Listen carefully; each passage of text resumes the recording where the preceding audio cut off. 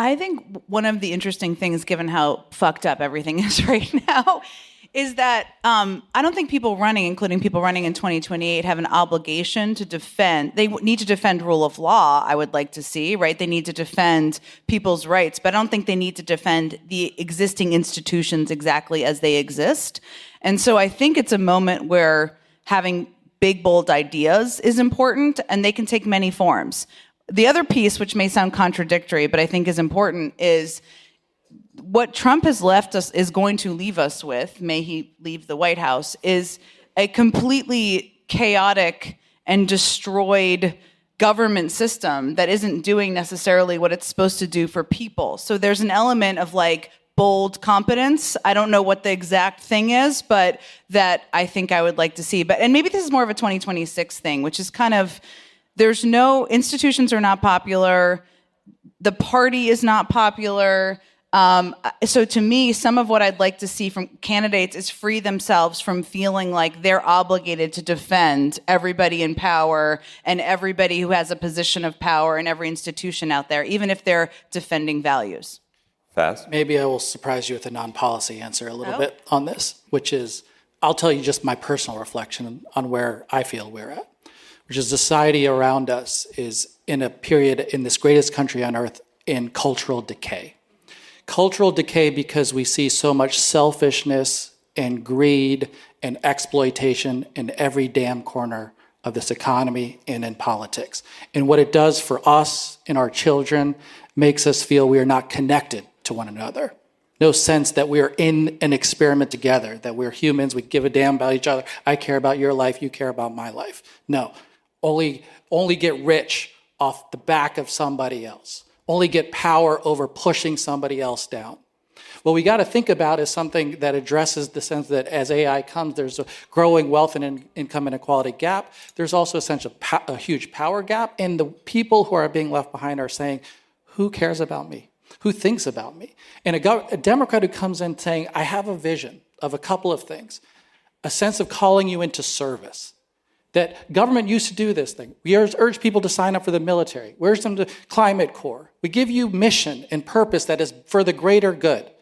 Give you jobs and opportunities that don't just mean you have to go work at Google or Amazon and toil away at Uber. I'm going to give you a purposeful mission to save our society and save our humanity together. And it's the government's job to give you a sense of that and provide opportunities. And alongside of that is to say, we got different ownership in the society. Right now, the ownership is all from the elites.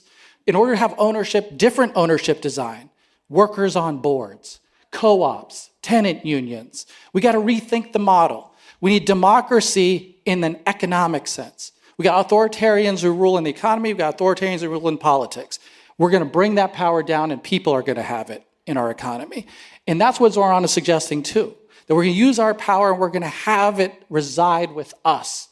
That's a vision I think people would get behind. And amen. Great.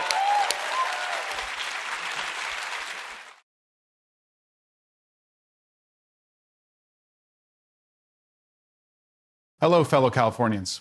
Today, before I ask for your vote, I want to acknowledge our sufferings and challenges with honesty and integrity. I will lay out my plan, Project 2026, a plan to make things better for many of us, but we need to be honest and clear.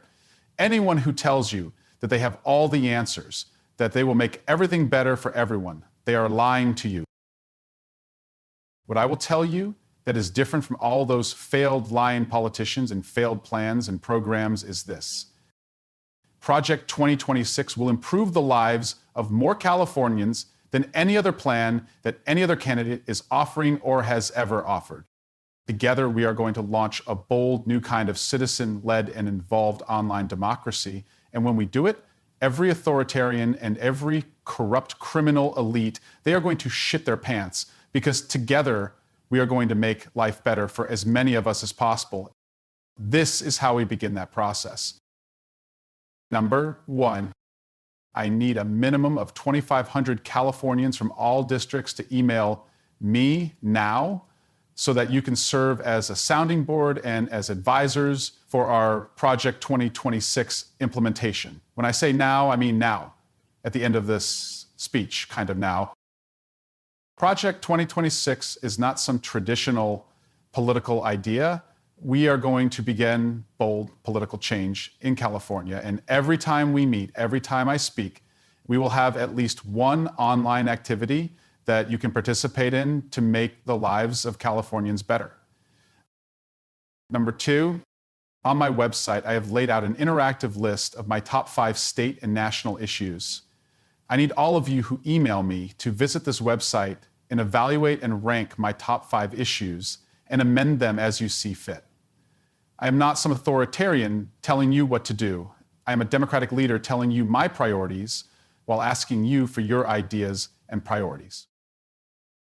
Within 1 week, and with your input and pragmatic planning, we will announce your citizen-led and chosen top 5 objectives for me as your next governor.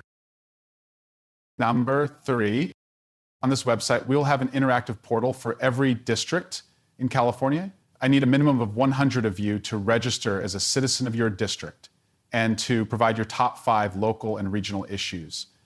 Within 1 week, we will begin working together to address those even before I am elected. I do not intend to ask for your vote. I intend to earn your vote. Number 4, I will allocate a minimum of $250,000 from my political ads budget to be used for paid staff who will be elected by you within this online portal. In this initial phase, anyone who is a California citizen can submit their video, vision, and an online job application for one of these new citizen-led democratic online job positions. 50% of these positions will be filled by women and people of color. You will choose your top 10 for each position and staff, and I will hire from those recommendations so that instead of that $250,000 funding political ads none of us want to make or watch, we'll be using that money to pay some of you to make democracy offensive. If you are hired, your job will be to help design and set up citizen-led online communications and input related specifically to these listed issues, as well as the ongoing new issues we all face. Through your outreach, we will make sure that Californians in every district in this great state know we hear them, and they will understand how we will implement their strategy and tactics to best benefit their local and regional needs. This will begin immediately. I will not ask for your vote without earning it. And finally, number 5, we are going to end this never-ending toilet flush of business leaders and politicians who are out of touch with their neighbors, customers, and communities. I am proud to announce that Project 2026 will introduce the California Make Democracy Offensive Contest. I will ask staff to set up a statewide monthly contest via our online portal for the best regional, state, and national ideas that promote a more inclusive and vibrant democratic process all across this great state. I intend to earn your vote, not just ask for it. I hope you will trust me to become your next governor of California, but even more, no matter what happens, I urge each and every California citizen, no matter your party, to unite online, establish a parallel citizen-led online democratic California, and I urge you to collaborate with and demand that your traditional California government make democracy offensive. I ask each and every Californian to realize that we live during the internet age, the age of the most powerful and influential tools and weapons for freedom and democracy that have ever existed. Now, remember what I said. Open your email, enter the address makedemocracyoffensive.com. In the subject line, type, I want to make democracy offensive.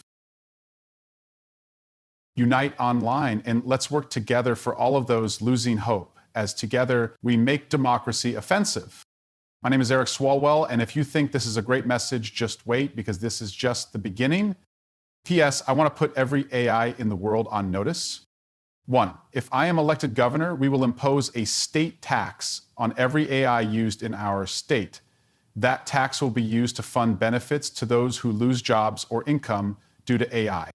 2, California and Californians will be asking every AI to clearly demonstrate how your AI actively supports truth and democracy, because we believe if you aren't pro-democracy, then you aren't pro-democracy.